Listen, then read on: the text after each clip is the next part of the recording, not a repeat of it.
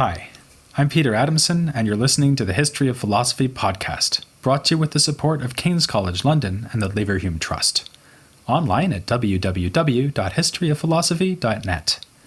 Today's episode, Undercover Brothers, Philosophy in the Buyid Age. In the past 15 episodes, I've been discussing the confrontation between Hellenic philosophy and the Arabic-speaking culture spread by Islam. As we've seen, that confrontation played itself out in the works of Jews and Christians as well as Muslims. As if that hasn't been complicated enough, I'd now like to pay tribute to another culture that I've mentioned only in passing, but which had immense significance in the story of philosophy in the Islamic world: Persia. Persia tends to play the role of the great other in European historical narratives. They are the rivals of the Greeks, heroically defeated when the invading army of Xerxes was repelled in the 5th century BC. After being the base of the Seleucids, one of the imperial powers that emerged after the death of Alexander the Great, Persia became a rival of the Romans too. First the Parthians, then the Sassanids went through cycles of war and peace with the Roman Empire and the Byzantines. In fact, one reason the Persians succumbed to the Arab armies in the mid-7th century was that they had been badly weakened by conflict with the Greek Christians of the Byzantine Empire. But even as Persia passed into the hands of Muslim rulers, its proud culture continued to assert itself. There was literary rivalry between the Persian and Arabic languages, and the Zoroastrianism of the Persians lived on within the Muslim Empire. As late as the 930s, it was possible for a warlord of Iran to reject the authority of the Abbasid caliphs and the faith of Islam and attempt to proclaim a Zoroastrian revival. More than a century earlier, Persian culture had probably helped to spark the translation movement, which rendered Greek works of philosophy and science into Arabic. Already under the Sassanids, scientific works from India on topics like mathematics and astronomy were rendered into Persian. At this same time, we see Greek texts being translated for the Sassanids. Of particular interest for the history of philosophy is the Sassanid ruler Anushirwan, who reigned in the mid-6th century. He offered shelter to the Neoplatonist philosophers who left Athens after the Emperor Justinian closed down the academy there. He was also the recipient of works on Aristotelian logic by a man we call Paul the Persian.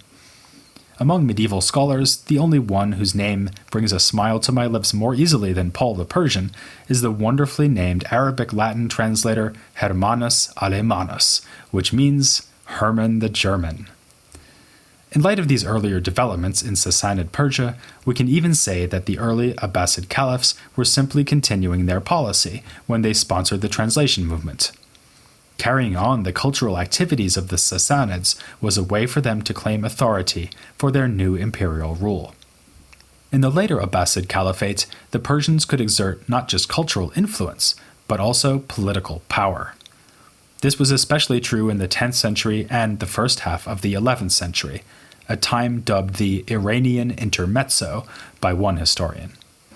In much of this period, the Central Asian lands of Khorasan and Transoxania were controlled by the Persian Empire known as the Samanids, while in the Islamic heartlands of Iraq and Iran, a new force came to be dominant: the Buyids.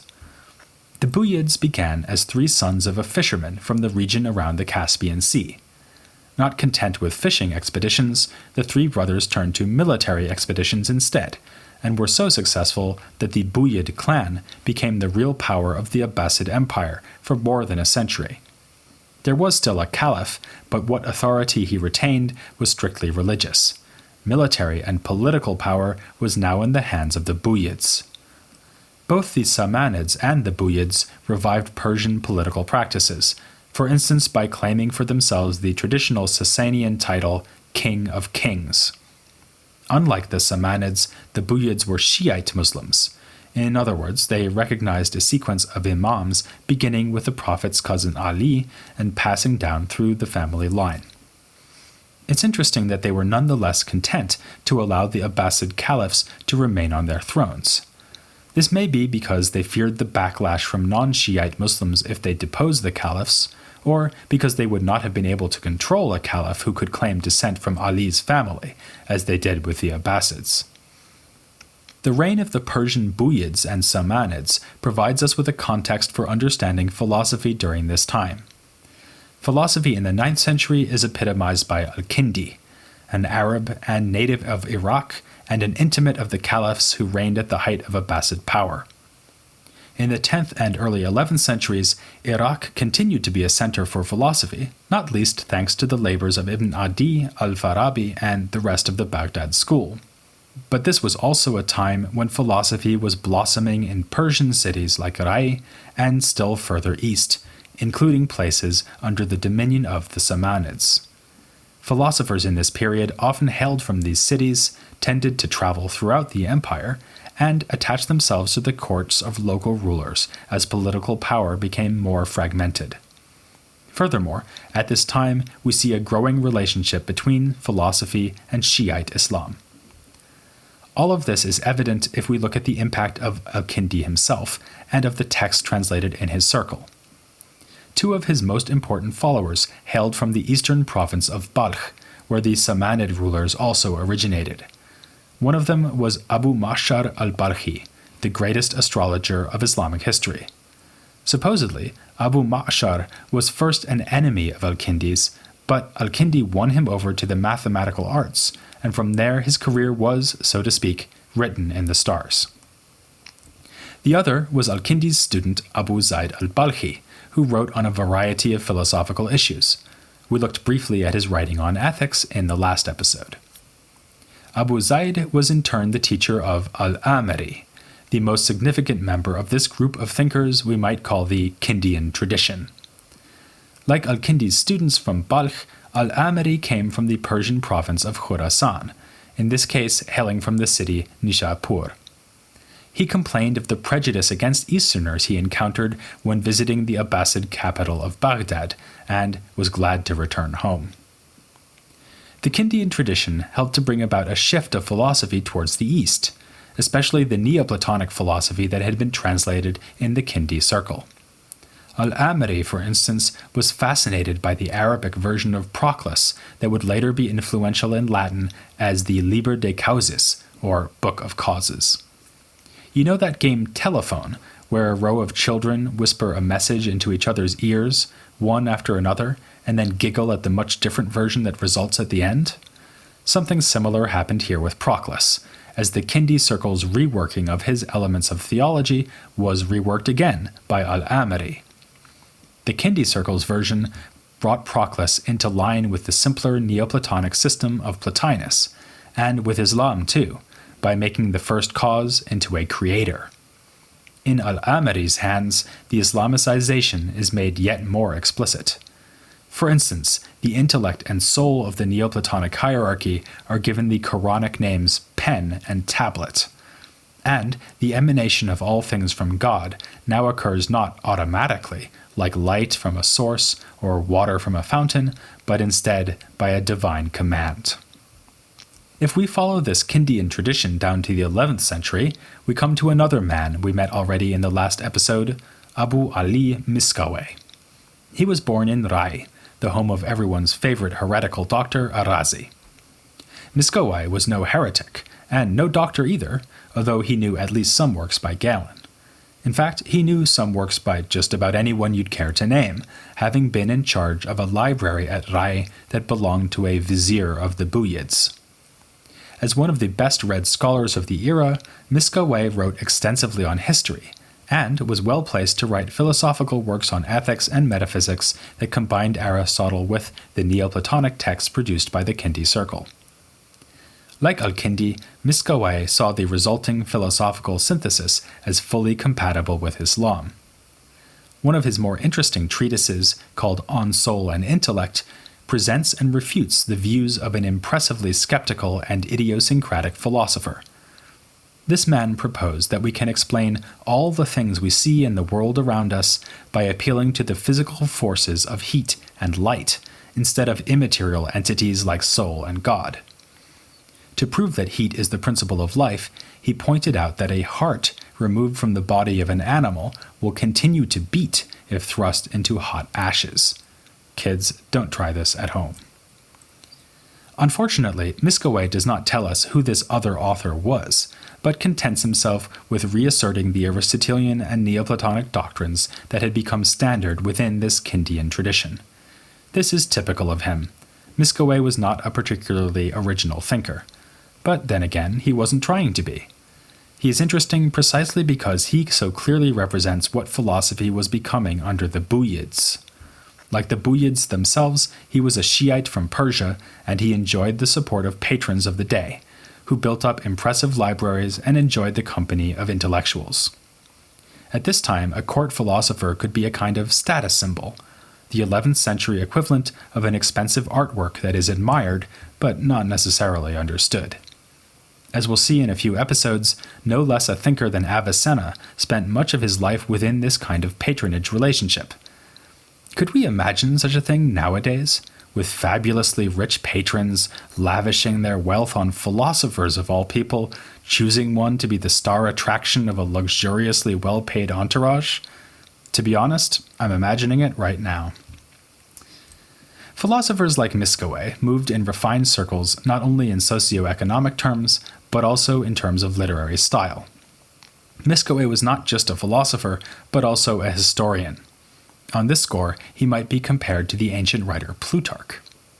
This attitude towards philosophy, where it is just one of numerous topics a cultivated author might discuss, is typical of the Buyid age.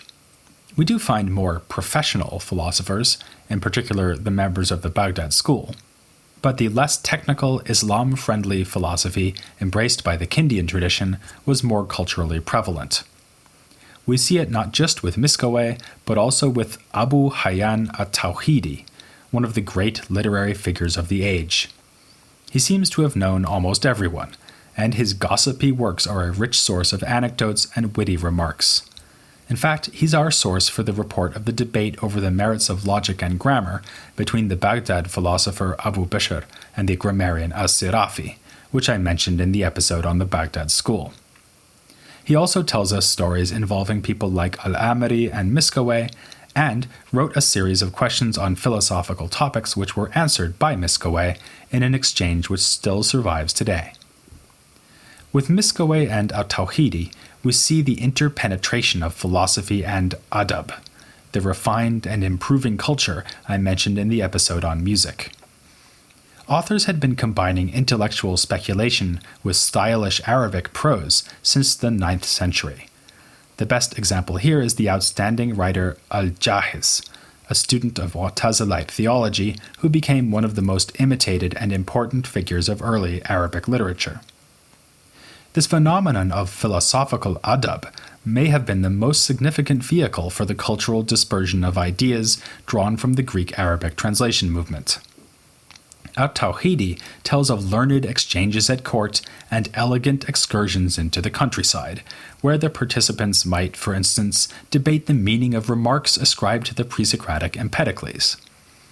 In polite society, it was the done thing to quote the wise remarks and clever witticisms of ancient Greek philosophers. In the ancient world, philosophy had been a way of life. Now it was a way of spicing up your dinner conversation.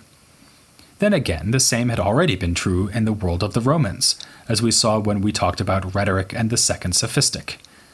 In both periods, there was direct interaction between the committed philosophers and those who appropriated philosophy for more elegant literary productions.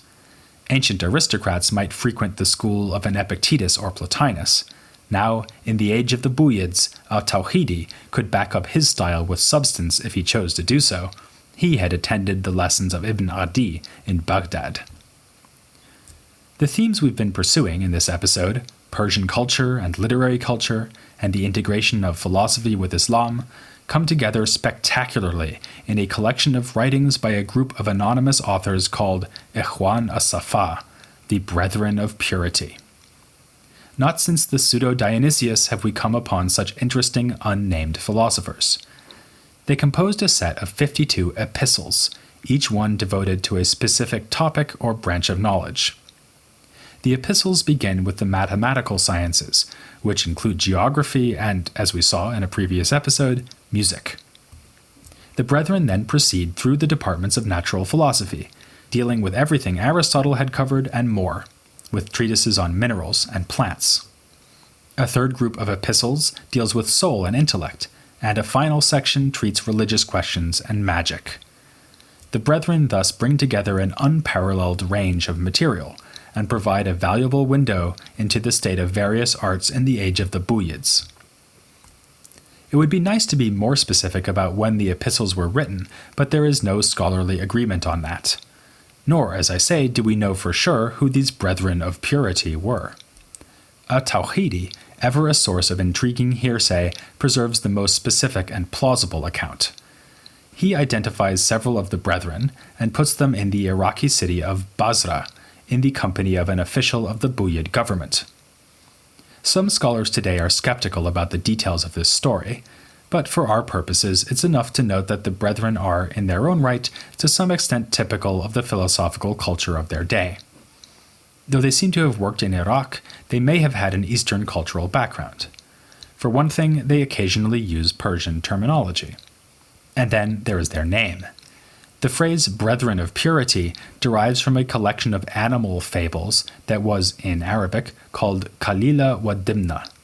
Here we have another example of playing telephone. It was an ancient Indian work which was translated into Persian, and then Syriac, and finally into Arabic. The Brethren take their name from a passage in the fables which refers to some birds of a feather who decide to flock together and call themselves pure brothers. The most celebrated epistle in the collection by the Brethren is itself a zoological fable. It imagines a debate between humans and the other animals, in which the animals attempt to persuade a neutral judge, a benevolent king of demons, that they should no longer be oppressed by humans and subjected to maltreatment at their hands. What follows is an inventive, amusing, and richly detailed discussion amongst the animals, in which groups like the insects, the birds, and the predatory animals put forward their claims to equality, or even superiority, relative to humans. The result is one of the most favorable portrayals of non-human animals in Arabic literature, one which occasionally ascribes to them a kind of rationality and even the ability to worship God. The animals claim several times to be convinced monotheists and even Muslims. The cries of some creatures are said to be prayers in praise of God, which humans of course fail to understand. In the end, the humans prevail in the contest, not because they alone are rational, but because the other animal species have not produced the outstanding saintly figures boasted by humankind, rare though such human individuals may be. All this may remind us of the late ancient author Porphyry, and his argument that animals are rational and so should not be used for food. But the prologue of this epistle presents a much more traditional contrast between rational humans and non-rational animals.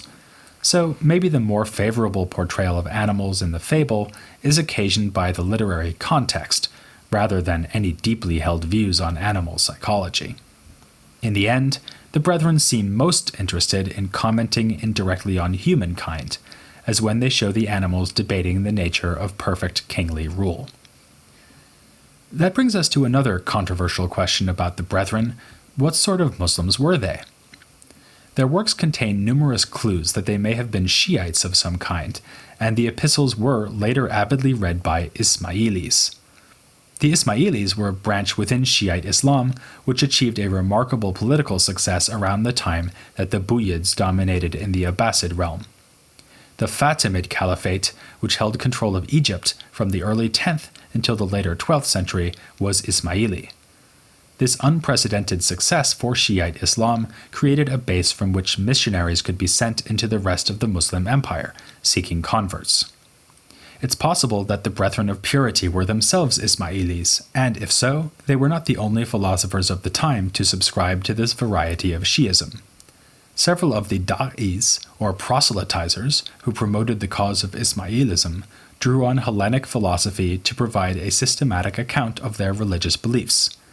We have already met one of them, Abu Hatim ar-Razi, the sparring partner of Abu Bakr ar-Razi, who accused his fellow townsmen of rejecting the validity of prophecy. In Abu Hatim, and even more so in two other early Ismaili thinkers named an-Nasafi and as-Sijistani, we find a range of distinctive philosophical and theological positions that take as their starting point the Neoplatonic system known from Plotinus and Proclus as translated in the Kindi circle. They accept the production of a universal intellect and soul from God. Like al-Amiri of the Kindian tradition, these Ismailis apply Quranic epithets like throne and pen to the Neoplatonic entities. The Ismailis are determined to emphasize the transcendence of God, and find even Plotinus's Neoplatonic system insufficient for this purpose. In a presumably unwitting replay of a move made by the later Greek Neoplatonist Damascius, they interpose a further level between the highest ineffable one and the intellect. In the case of the Ismailis, this additional level is called God's word, or command, echoing passages in the Quran that describe God saying the word be to whatever he wants to create. Abu Hatim proposes another method for ensuring God's transcendence, which in this case recalls an idea put forward by the pseudo-Dionysius. His method is to go beyond denying attributes as inappropriate to God and to deny even these denials. Thus, God is not only not perfect, but also not perfect. Abu Hatim's proposal was taken up by a Sijistani, who spoke of worshipping God through the expression la wa la la, not and not. For us Sijistani, this provides a correction to the simpler negative theology of thinkers like al-Kindi and the Mu'tazilites, who were content simply to deny the appropriateness of human language in God's case. But why would saying not perfect, for instance, be any better than saying simply not perfect? I think As-Sijistani's point must be that the double negation brings home to us the complete inapplicability of human language and concepts to God. The sense in which God is not perfect is like the sense in which the color blue is not heavy. For something like a color, the question of heaviness does not even arise. So it would be misleading to say that blue is not heavy, as if it might have been heavy but happens not to be, like a piece of furniture. Rather, the color blue is not even not heavy. The same rationale applies to God, but for any concept or word you care to name, because of his total transcendence beyond language and thought.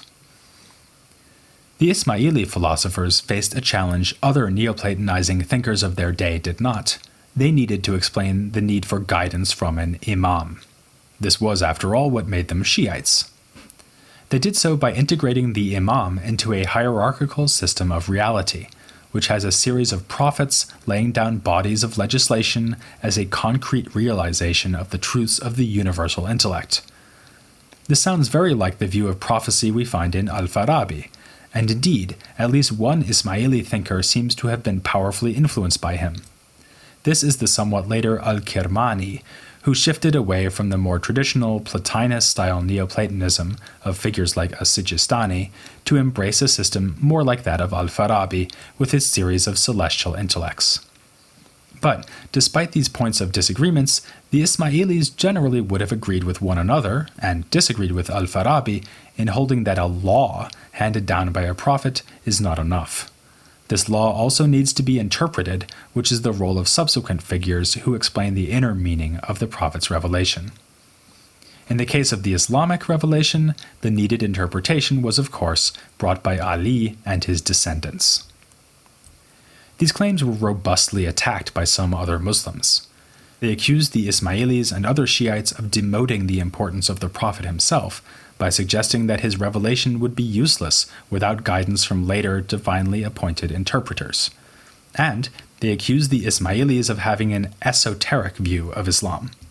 All that really mattered was the inner meaning of the revelation, which could be known only to the imams, who must be followed blindly by normal folk who lack their divine insight.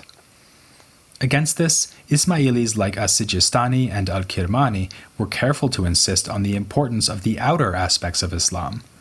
By this they meant above all ritual practices such as prayer, and following the letter of the law as laid down by the Prophet. In an echo of the famous logic versus grammar debate, As-Sijistani compared this relation of inner and outer religion to the relation between a conceptual meaning and its verbal expression. For all this intellectual sophistication, though, the Ismailis would not prevail. They did not manage to convert the lands of the Buyids and Samanids to Ismaili belief. To the contrary, in the middle of the 11th century, the Buyids would give way to a new political hegemony, and now it would be Sunni Muslims who would take charge. In 2 episodes, we'll be turning to the theological underpinnings of this Sunni revival as we look at the Ash'arites. But the Ismailis represent such an interesting moment in the intersection of Islam and philosophy that it will be worth spending one more episode in their company. I'm glad to say that we will have a guide of our own for this topic, a scholar who has done more than anyone to enrich our understanding of the Ismailis and their history. So do not join me for an interview with Farhad Daftari, here on the History of Philosophy without any gaps.